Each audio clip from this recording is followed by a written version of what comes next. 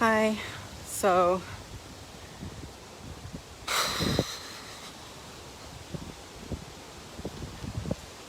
I'm, the more you focus on the sadness, the more you focus on the loss, the more you do focus on the sadness and the more you focus on the loss. It just keeps going. So I am going to train myself. I was doing pretty good and I was feeling much better, but it's crept in, or I've allowed it to creep in. And just really feeling it. I'm really missing him. Really thinking about the future that we could have had. Thinking about how much I miss him and all the wonderful things that he is and that we had. But I do recognize that it is for the best. There's no denying that. I need this time to work on my business and set my business up. And even if we were together and could commit to each other and plan a future and set goals and plan tasks and assign ourselves tasks and keep going, it would still take up more of my time, and therefore it would take a longer time to get my business going, which is another reason for me to focus even more on my business, right? Like, if this had to happen in order for me to focus more on my business, if that's one of the major reasons, then I better make it worth it, right? I better make it worth it. So I'm walking through the Southwest Corridor in JP, and there are some beautiful flowers that I can smell somewhere. Oh, that's a nice thing. Lilacs, maybe? It smells good. It's a good smell. So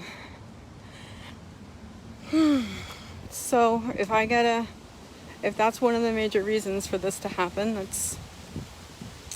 better make it worth it, right? If I'm gonna have to give up on the best relationship, not give up, I'm gonna have to let go. I'm gonna have to let go of the best relationship I've ever had with the most amazing man I've ever met, who wants to marry me and who wants to create a life together, but we can't. If I have to give that up, not give it up. If I have to let that go, if I have to release that and let it go, I better make it worth it, right? Just like I better make the pain that I've felt through my depression worth it, and that's why I'm doing these videos. Life on the other side. It's possible to get out of it. It is possible to get out of it. It's not rosy walks in the park and sugar plum fairies. It's hard work. Oh, it smells so good. Oh, that's nice. That's nice. But it's worth it. And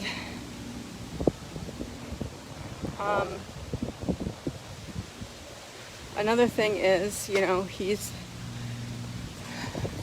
he's been in the States. He's from Egypt, and he's been in the States, for like almost 15 years, and he's a citizen.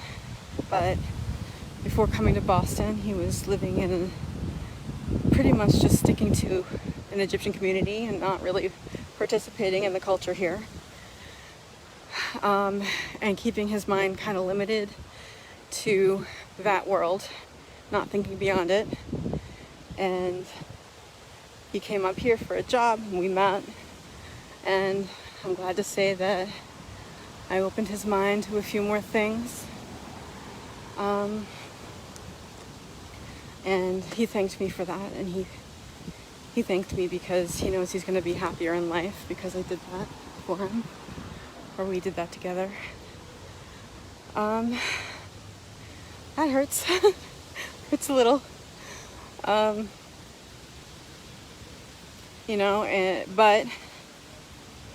the only experience he's had in American culture and et cetera, is with me. And we've been constant companions, or we were constant companions.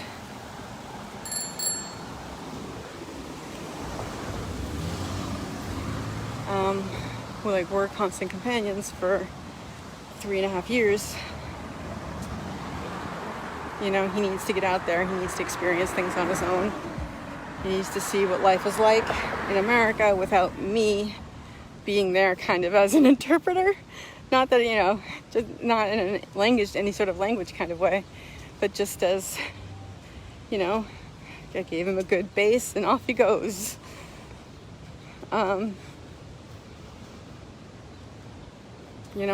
We both need it. It's necessary in both our lives. For more than just the reason that it's happening, the reason it's happening. That's just the reason it's happening is because I'm allowed to be freer with this information now. I've kind of talked to him a little bit about it last week. Last week was the last time we saw each other, and so the reason it's happening is because his mother, who only knows that we're friends, doesn't really know anything else about me, but in knowing that we're friends, he told her when we first sort of started hanging out, because that's how we started hanging out, was just as friends, that he had a new best friend, and she was 10 years older. So that's how she knows me. So the fact she knows that I'm 10 years older is the problem. She, for whatever reasons in her life, does not want her son to marry someone older than him. And that's why we can't be together. And it's also why he hasn't been able to tell her about us, ever. When we spent a lot of time together, we lived together for a number of years. Basically, so now it's if he tells her he's gonna get the second degree, we figured that out because he told his sister and she gave him the second degree. And, because he was, I don't need to tell the whole world this. Point is, if he were to tell his mother and she found out all the other stuff, she would either take a heart attack, get sick. She's very frail health, and he's doesn't doubt that, but at the very least she'd disown him, and he probably wouldn't speak to her for the rest of her life. And I do believe that because of stories that I have heard. And it's a different culture. We can't expect the same things. It's a different way of thinking, and whatever the case may be, it is the right decision.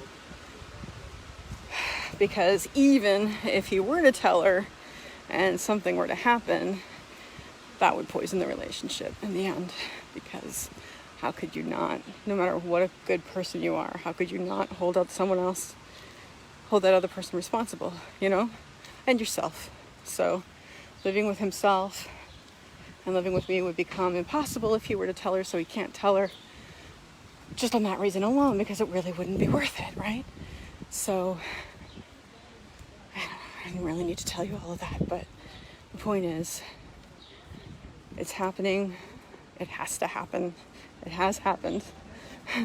It's happened. It's over. It's done. And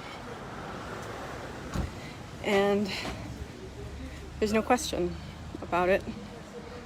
And it is for the best in a lot of different ways. So,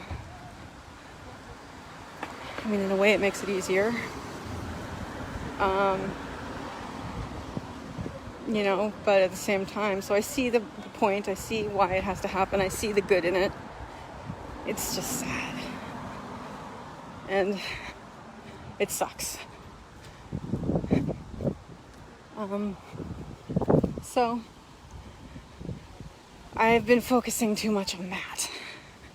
I have been focusing too much on the sadness and the what if only, could have been a, should have been a, would have been a. So that's what I've got to stop doing. So after I just went through all that with you, focusing on it and moaning about it, let's get real.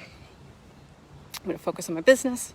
I know I keep saying this, but I hope that out there, people who might be going through a similar thing see that this is a good way to do it. This is what's working for me. Focus on the business, focus in the moment, focus on moving forward, and not focusing on the future, not focusing on the loss, focusing on the gain, right? Because in a few short months, my company is going to be humming. I'll be making money. I'll be hiring out a lot of the positions so I don't have to do all the work. I'll be saving money for my first rental property, and I will be fit and healthy and a size that I'm comfortable in. So these are the good things. These are the things that I'm going to get pumped about, the things that I am pumped about. We're pumped, right? You just got to raise up your energy level, and you can do that. You can actually choose to do that. So that's what I'm doing. All these things are awesome. It's gonna feel so good when it's done. It's gonna feel so great that I did all this, and I can look at all the stuff that I accomplished and know that I'm capable. I am capable. I am doing these things. This is how it is. It's awesome, and it's gonna be awesome. And I thought I came down further than this, but that's fine. So that's what I'm going with. I watched a YouTube interview on impact theory with David Goggins yesterday, and I'm gonna listen to that again later on today, because that shit is crazy, and I want like 1/10 of that motivation to rub off on me. So yeah, like there's lots of realizations in it. I'll post it later. I'll share it. So that's that. Anyway, let's get going. Let's get life happening, right? That's what we're doing. We're getting life happening. Life is happening, and we are participating fully. We're no longer sitting in the shade, upset and crying. You know, that's enough. That's enough of that. That's enough of that. Life is going to be good. Life is going to be good, and I'm not going to think about the future. I'm going to think about these 3 months, these 12 weeks, the 12-week year plan that I'm putting into action. My 3 goals: being a fit and healthy size 2/4, having Jen's Pen have 40 clients, and saving $15,000 for my down payment. That's the next 12 weeks. That's what we're doing. That's what we're pumped for, and I'll be doing more videos on that, because you gotta feel it, you gotta visualize it, and that's it. Anyway, have a good day today. Whoa, buses, not a nice, pleasant sound. Okay, we're gonna go. Remember, bus sound or no bus sound, you can, as I am doing every single day, you can choose to have a grateful day, because I'm choosing to be grateful for what just happened to me, my breakup, and that's not something people usually choose to be grateful for, but I am. It's a good thing, and it doesn't matter that I'm sad about it. You can still be grateful for something that makes you sad. So that's what I'm choosing. So I hope you also choose to have a great, full day.